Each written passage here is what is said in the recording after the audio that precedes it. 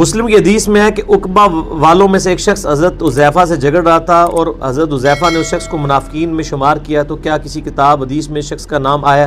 واللہ عالم جی۔ صحیح مسلم میں 7035 نمبر حدیث ہے کہ نبی علیہ السلام نے فرمایا کہ میرے اصحاب میں 12 منافقین ہیں، وہ اس وقت تک جنت میں داخل نہیں ہوں گے جب تک کہ اونٹ سوئی کے ناکے سے گزر نہ جائے، جیسے امپاسبل ہے، جیسے قرآن میں بھی ہے سورۃ الاعراف میں کہ کافر جنت میں داخل نہیں ہوں گے یہاں تک کہ سوئی کے ناکے میں سے اونٹ نہ گزرے، یہ عرب کا محاورہ تھا۔ تو وہ منافقین کے نام حذیفہ ابن یمان کو نبی علیہ السلام نے بتایا۔ مسئلہ 96 ہے میرا، عظمت صحابہ، رد المنافقین اور سنی شیعہ کے اختلاف کا تحقیقی جائزہ۔ حذیفہ ابن یمان نے امت تک وہ نام نہیں پہنچائے، اس لیے کہ نبی علیہ السلام نے منع فرمایا تھا، اور ظاہر ہے اس سے پھر ایک بڑا مسئلہ بھی کھڑا ہو سکتا تھا۔ بہرحال ایک اشارہ انہوں نے دے دیا تھا۔ حضرت علی کی خلافت اسٹیبلش ہونے سے 40 دن پہلے وہ فوت ہوئے، انہوں نے مرتے وقت اپنے بیٹے کو نصیحت کی تھی کہ میرے بعد جب تم اختلاف دیکھو، ان کے بیٹے کا نام تھا محمد بن حذیفہ، تو تم نے ہر مسئلے میں حضرت علی کے ساتھ رہنا ہے۔ تو اگلی گل تسی آپ سمجھ جاؤ۔ عمار بن یاسر نے جن 12 منافقین کا ذکر کیا ان کے بارے میں فرمایا کہ ان کی موت ایک پھوڑے کی وجہ سے ہوگی۔ کیا تاریخ اسلام میں ان اشخاص کا ذکر ملتا ہے جو اس بیماری او تو اڈا پلا ہو جائے؟ ایک کیڑا ڈاڈا بندہ ہو جنہیں سوال لکھا ہے، ٹھیک ہے جی، ہاں جی، اس میں کئی ایسے ہیں جو اسی پھوڑے سے مرے ہوئے ہیں، لیکن اس طرح ہم ڈیفینیٹلی فیصلہ نہیں کر سکتے، اس لیے کہ نبی علیہ السلام نے خوارج کی نشانی بیان کی ہے کہ وہ ٹینڈ کروائیں گے، گنج۔ اب اس کا یہ مطلب نہیں کہ جو بھی گنج کروائے، یعنی سر کے بال رموو کروائے، وہ خارجی ہوگا، کیونکہ مولا علی علیہ السلام خود بھی گنج کرواتے تھے۔ ابو داؤد میں حدیث ہے کہ مولا علی کہتے ہیں کہ جب سے میں نے نبی علیہ السلام سے سنا کہ جس کا ایک بال بھی غسل میں خشک رہ گیا اسے عذاب دیا جائے گا، میں نے اپنے سر کے ساتھ دشمنی کی، میں نے اپنے سر کے ساتھ دشمنی کی، میں نے اپنے سر کے ساتھ دشمنی کی، اور میں نے بال اس طرح پھروا دیا۔ حضرت علی رضی اللہ تعالیٰ عنہ اس طرح پھرواتے تھے۔ تو خوارج کی ایک نشانی یہ بھی ہے۔ تو یہ نہیں ہوگا کہ جو بھی اس طرح پھروائے گا وہ خارجی ہوگا، ہاں یہ کہا جا سکتا ہے کہ جو خارجی ہوگا نا وہ اس طرح بھی پھرواتا ہوگا۔ تو یہ پھوڑے والا جو ہے یہ بیماری ظاہر ہے کہ یہ کینسر نما ایک دوبیلا پھوڑا ہوتا تھا، وہ ظاہر ہے کہ آپ یہ تو علماء سے پوچھ کے چلیں، ان علماء سے ہی آپ جا کے پوچھیں کہ نبی علیہ السلام کے ساتھیوں میں سے کون سے لوگ ہیں جو دوبیلا پھوڑے کی وجہ سے دنیا سے گئے ہیں۔ تو اگر ان کی منہ سے جھاگ نکلنا شروع ہو جائے، کانوں سے دھواں نکلنا شروع ہو جائے، تو آپ سمجھ لیں کہ وہ آپ کو نام نہیں بتائیں گے۔ تو میں نے تو ویسے ہی نہیں بتانا آپ کو، یہ اپنے علماء سے پوچھ کے چلیں، یہ کہتے ہیں نا علماء سے پوچھ کے چلیں، تو آپ علماء سے پوچھتے، اچھا ایک طرف یہ آپ کہتے ہیں ہم سے پوچھیں، جب پوچھنے جاتے ہیں تو اینڈ پہ جاندے نے اگوں اللہ دے بندے ہو کہ وہ جس طرح سورۃ الاعراف ہی چاہیا ہے کہ اللہ نے علماء سو کی مثال دی ہے کتے کی سی کہ وہ زبان آمتا رہتا ہے، اور واقعی آج بھی اسی طرح ہی ہوتا ہے کہ وہ بنی اسرائیل کے تو علماء سے زبان آمتے تھے، تو مطلب آگے پتہ نہیں کہاں تک اتر آتے ہیں۔ تو چلے ہم اس نے ظن رکھتے ہیں، آپ جن کو علماء حق سمجھتے ہیں ان کے پاس جائیں گے، جی آپ نے یہ جو پھوڑے کا نام ہے دوبیلا، حدیث نمبر ہے صحیح مسلم میں 7035، انٹرنیشنل نمبر کے مطابق مسئلہ نمبر 96 میں موجود ہے، وہ آپ دیکھ لیں اور آپ اپنے علماء سے پوچھ کے چلیں کہ یہ کون ہے، ٹھیک ہے جی۔ اگر آپ کے علماء یہ کہیں گے ایک ہاتھ میں میرے قرآن کا ٹارچ ہے، ایک ہاتھ میں تاریخ کا ٹارچ ہے، میں ان دونوں کی روشنی میں کھرا دینے لگا ہوں۔ چور کے گھر پہنچنا آپ کی ذمہ داری۔ منافق ظاہر نہیں ہو رہے تھے، منافق خدا نشانیاں بتا رہا تھا، اور بندے ایک دوسرے سے کہتے ہمارا نام تو نہیں ہے۔ کوئی بھی مان ہی نہیں رہا تھا کہ میں منافق ہوں، کوئی بھی نہیں مان رہا تھا، نبی زبان سے کہہ نہیں رہے تھے کیونکہ اللہ کہلوانا نہیں چاہتا تھا۔ اب خدا نے کہا کہ تھوڑا سا نا ظاہر کرو یہ کون ہے۔ ایک غزوہ ہے جسے کہتے ہیں غزوہ تبوک، بچے بیٹھے ہوئے ہیں ان کو سمجھانے کے لیے، جس جنگ میں نبی جاتے ہوں انہیں غزوہ کہتے ہیں۔ یہ واحد جنگ ہے اسلام کی جس میں سارے گئے ہیں اور رسول علی کو نہیں لے کے گئے۔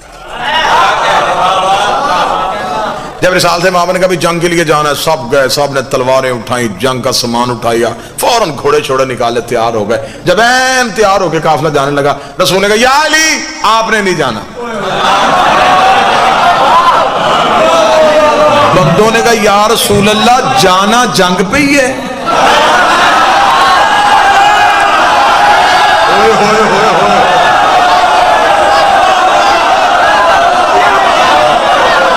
یا رسول اللہ جانا جنگ پہ ہی ہے لڑنا ہی نا؟ رسول نے کہا ہاں لڑنا ہے۔ تو علی؟ رسول نے کہا نہیں علی نے نہیں جانا۔ لڑائی علی کے بغیر، جنگ بغیر علی کے۔ سنی کتاب کا جملہ ہے، اتنا خوبصورت یہ جملہ ہے نا کہ یہ جملہ بتا رہا ہے کہ یہ جملہ شیعہ ہے۔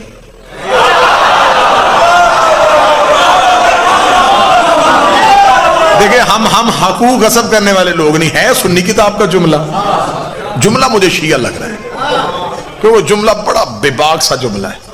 سنی کتاب سے جملہ لے کے پڑھنے لگا، چوم کے پڑھنے کو دل کر رہا ہے، اتنا خوبصورت جملہ ہے۔ جب انہوں نے کہا یا رسول اللہ علی کو نہیں لے کے جانا، رسول نے فرمایا کیونکہ اللہ نے کہا ہے کہ سب کو لے کے جا۔ اب سارے جا رہے ہیں، پیچھے مدینے میں مسلمانوں کی عورتیں اور بچے اکیلے ہیں، پیچھے بھی تو کسی شریف کو چھوڑ کے جانا۔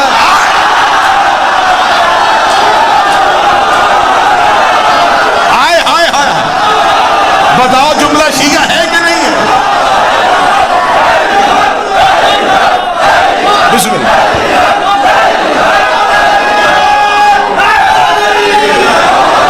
تو پیچھے بھی تو کسی باعزت کو چھوڑ کے جائیں نا، جو مسلمانوں کی عزت مال ناموس کی حفاظت کرے۔ یا علی آپ رکیے، چلو بھائی۔ اب وہ سفر کتنا مشکل تھا میں لفظوں میں نہیں بتا سکتا۔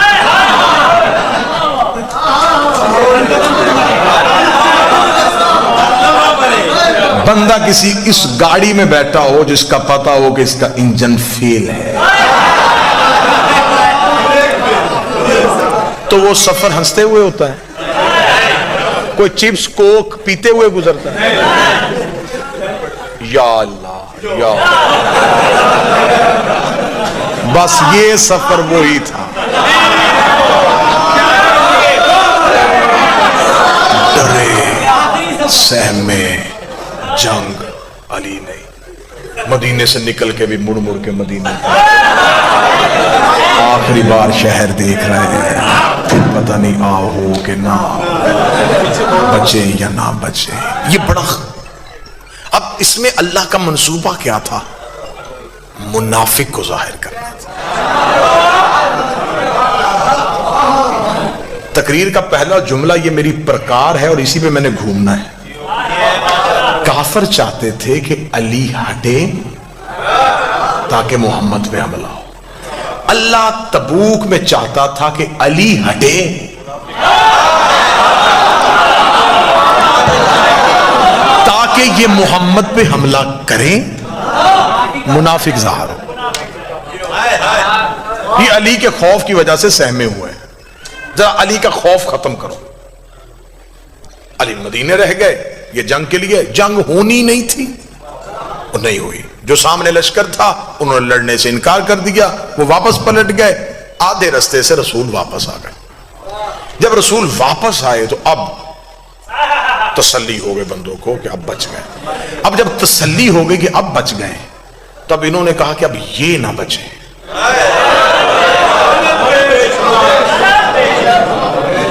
یار آپ سن کیا رہے ہیں؟ میں جگر نکال رہا ہوں یوں تاریخ کا۔ انہوں نے کہا ہم تو بچ گئے، اس سے اچھا موقع اور کوئی نہیں ملنا، علی ساتھ نہیں۔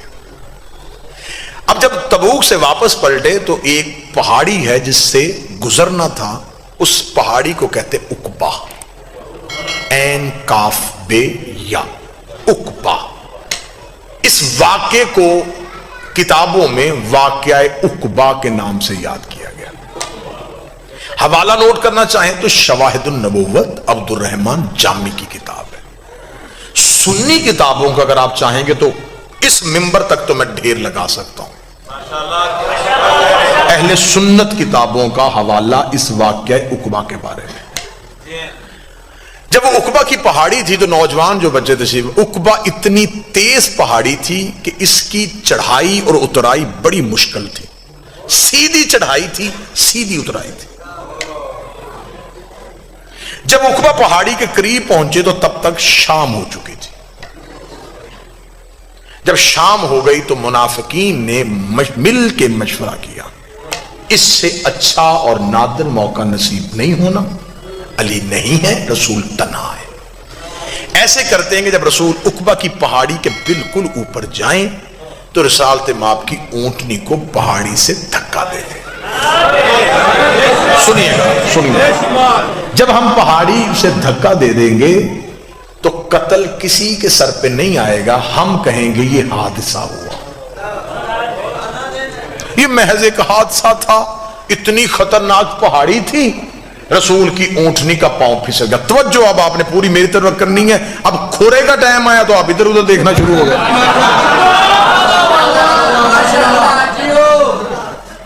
ہم کہیں گے حادثہ ہو گیا. یہ اب اس چکر میں تھے. جب بالکل پہاڑی کے قریب پہنچے نا جی، تو رسول نے کہا روکو بھائی. لشکر رک گیا. جی یا رسول اللہ. فرمایا ابھی جبریل آیا ہے، اس نے اللہ کا حکم دیا ہے، میں اکیلا اوپر سے جاؤں گا، تم سارے نیچے سے جاؤ.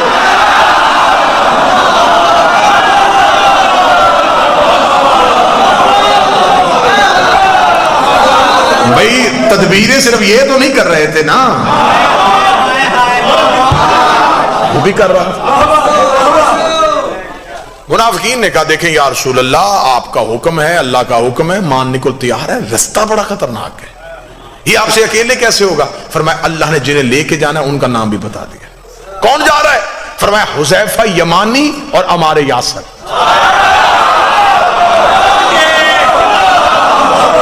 یہ دو صحابی میرے ساتھ جائیں گے، تم سب نیچے سے جاؤ.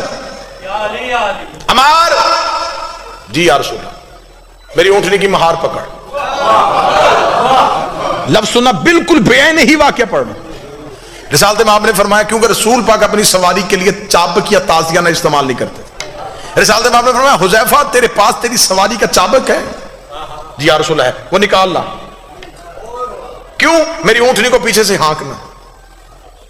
حذیفہ کہتا ہے نبی کا حکم سن کے میں سہما کہ نبی تو اپنے جانور کو تازیانہ ہی نہیں مارنے دے، تو میرے ہاتھ میں چابک دے دیا ہے، تو میں اس سواری کو چابک کیسے ماروں گا جس پہ نبی بیٹھے ہوں گے؟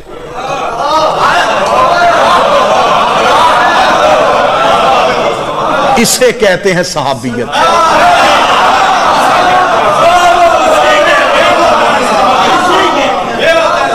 اگر میں نے اس اونٹنی کو چابک مارا تو جانور کی فطرت ہے جب اس کو تازیانہ وہ دوڑتی، تو اگر یہ دوڑی تو پہاڑی خطرناک ہے، یہ سنبھلے گی کیسے؟ حذیفہ کہتا میں کشمکش میں مبتلا ہو گیا. سفر شروع ہوا. اللہ نے اتنا گہرا اور گھنا اندھیرا کر دیا کہ حذیفہ کہتے کہ مجھے اپنا ہاتھ بھی نظر نہیں آ رہا. خطرناک پہاڑی، اندھیرا. حذیفہ کہتا کہ جب ہم بالکل پہاڑی کے اوپر جا رہے تھے تو اب منافقین نے کہا کہ اگر نبی نے رستہ بدلا ہے تو اب ہم نے تدبیر نہیں بدلنی، ہم نے آج کا موقع ضائع نہیں کرنا. ہم پیچھے سے اپنے گھوڑوں کو دوڑائیں گے، پیچھے سے جا کے نبی کی اونٹنی کو دھکا دے کے ہم واپس آ جائیں گے. ہم کہیں گے نبی نے ہمیں ساتھ لے کے گئے ہی نہیں، ساتھ لے کے جاتے ہم حفاظت کر لیتے. اب تدبیر ادھر سے پلٹی گئی. قتل علی پڑھنے لگا ہوں، قتل علی، جڑیں دکھانے لگا ہوں کہاں سے نکل رہی ہیں. انہوں نے کہا ایسے کرتے ہیں کہ ہم پیچھے سے جائیں گے. جب بالکل پہاڑ کے درمیان میں پہنچے انہوں نے پیچھے سے گھوڑے دوڑائے. سر پٹ گھوڑا دوڑا اوپر کی جانب. جب گھوڑا تیز رفتاری سے اوپر کی طرف دوڑ رہا تھا ایک تیز چڑھائی پہ، رسالت مآب نے آواز حذیفہ، جی یا رسول اللہ، یہ چابک میں نے تجھے دیا ہے نا، ان کے گھوڑوں کے منہ میں مار.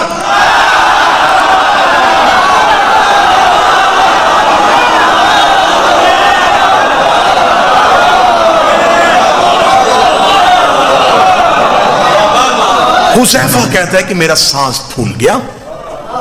حذیفہ کہتے ہیں, حذیفہ اس کی روایت کے وہ کہتے ہیں میں سمجھا کہ کوئی لوٹنے والے پیچھے آ رہے. حذیفہ جلدی سے دوڑے اور حذیفہ نے تیز رفتار آتے ہوئے گھوڑوں کے منہ پہ وہ چابک مارنا شروع کیا.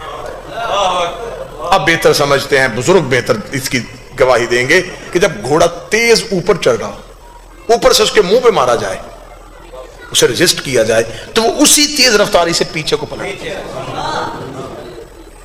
جب حذیفہ نے ان کے منہ پہ مارنا شروع کیا تو وہ گھوڑے پیچھے کی طرف دوڑے. رسالت مآب اترائی جا چکے تھے, ہمارے یاسر رسول کی اونٹنی کو لے کے نیچے پہنچ چکے تھے. پیچھے سے حذیفہ سانس پھولا ہوا, سر سے امامہ اترا ہوا, ہٹ پٹ ہوئے ہوئے رسول کی طرف دوڑے, قدموں میں گرے, یا رسول اللہ, یا رسول اللہ, یا رسول اللہ. رسول کی آواز آئی, حذیفہ کون تھے؟ حذیفہ دیکھا تھا, یا رسول اللہ اندھیرا پڑا تھا, ان کے چہروں پہ نقاب تھا, ان بندوں کے چہروں پہ نقاب تھا, لیکن یا رسول اللہ بندے نہیں پہچانے, گھوڑے پہچان لیے.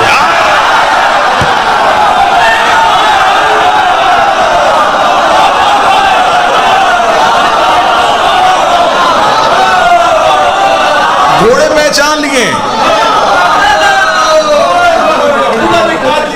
اب حذیفہ کہنے لگے, یا رسول اللہ یہ جو, کیونکہ عربوں میں گھوڑوں کی وجہ سے پہچان بڑی آسانی سے ممکن تھی. عرب تو کیونکہ سواری ان کی گھوڑا تھی, وہ تو گھوڑا بولتا تھا تو آواز پہچان لیتے تھے کس نسل کا ہے. اس کا میں نے بندے نہیں گھوڑے پہچان لیے, یہ فلاں فلاں کی سواری تھی. جب نام لگا رسول نے کہا خاموش. رسول نے فرمایا حذیفہ بندوں کے نام مدینے جا کے نہیں لینے. کیوں یا رسول اللہ, انہوں نے حملہ کیا. فرمایا اگر تم نے مدینے جا کے ان کے نام لیے تو اسلام کی تبلیغ رک جائے گی. لوگ کہیں گے کل مکے سے بندے مسلمان کر کے لے کے گیا, مدینے جا کے پرانی دشمنی کی وجہ سے قتل کر دیے, پھر کلمہ نہیں پہنے گا, پھر دین نہیں پہنے گا, اسلام یہیں پہ یہیں رک جائے گا. ان کی وجہ سے میں اللہ کا دین روکنا نہیں چاہتا, میں تبلیغ مذہب کو روکنا نہیں چاہتا. انہوں نے کہا یا رسول اللہ یہ بھی تو کوئی بات نہیں کہ ان کی اتنی بڑی سازش, اتنی بڑی سازش, اللہ نے نام بھی نہیں لیے, آپ بھی کسی کا نام نہیں لینے دیتے, اللہ بھی نام نہیں لے رہا, آپ بھی کسی کا نام نہیں لینے دیتے. پھر بندوں کو کیسے پتا چلے گا جو قیامت تک کے لیے لوگ آئیں گے, انہیں کیسے پتا چلے گا کہ تیرے مخلص کون تھے, تیرے دشمن کون تھے؟ نبی نے کہا کیا یہ نشانی تھوڑی نہیں ہے, اگر یہ میری زندگی میں مر گئے تو میں جنازہ نہیں پڑھاؤں گا, میرے بعد مر گئے تو علی جنازہ نہیں. اللہ اکبر. میں آپ کو بتاؤں, اللہ کے پیارے حبیب صلی اللہ تعالی علیہ وسلم کی بارگاہ میں ایک صحابی حاضر ہوتے ہیں اور عرض کرتے ہیں یا رسول اللہ صلی اللہ تعالی علیہ وسلم مجھے جہاد کا بہت شوق ہے, میں جہاد میں جانا چاہتا ہوں. آقا ارشاد فرماتے ہیں او صحابی کیا تمہاری ماں زندہ ہے؟ عرض کرتے ہیں یا رسول اللہ صلی اللہ تعالی علیہ وسلم. تو آقا کریم صلی اللہ تعالی علیہ وسلم ارشاد فرماتے ہیں تمہارے لیے جہاد سے بہتر یہ ہے کہ تم اپنے والدین کی خدمت کرو. لیکن آج میری قوم کے نوجوانوں کا حال یہ ہے جیسے ہی جوانی کی دہلیز پر قدم رکھتے ہیں اپنے آپ کو جوان کر لیتے ہیں, اپنے آپ کو اپنے ماں باپ سے بے نیاز سمجھتے ہیں, اپنی ماں سے بے نیاز سمجھتے ہیں. اللہ اکبر. میں آپ کو بتاؤں اس نبی کا ذکر کریں جو صرف نبی نہیں بلکہ رسول بھی ہے, صرف رسول بھی نہیں بلکہ کلیم اللہ ہے. ایک مرتبہ حضرت سیدنا موسیٰ کلیم اللہ علیہ الصلوۃ والتسلیم وہ طور پر جا رہے تھے. ارشاد ہوتا ہے اے موسیٰ ذرا سنبھل کر. اما بعد فاعوذ باللہ من الشیطان الرجیم بسم اللہ الرحمن الرحیم. ان الدین عند اللہ الاسلام. آمنت باللہ صدق اللہ مولانا العظیم وبلغنا رسوله النبي الأمين المتين المبين المعين الكريم ونحن على ذلك لمن الشاهدين والشاكرين والحمد لله رب العالمين. لي خمسة نطفي بها حر الوباء الهادمة المصطفى والمرتضى وابناهما والفاطمة. بیدم یہی تو پانچ ہیں مقصود کائنات, خیر النساء حسین و حسن مصطفیٰ علی, صاحب لطف کوئی کرامت دی.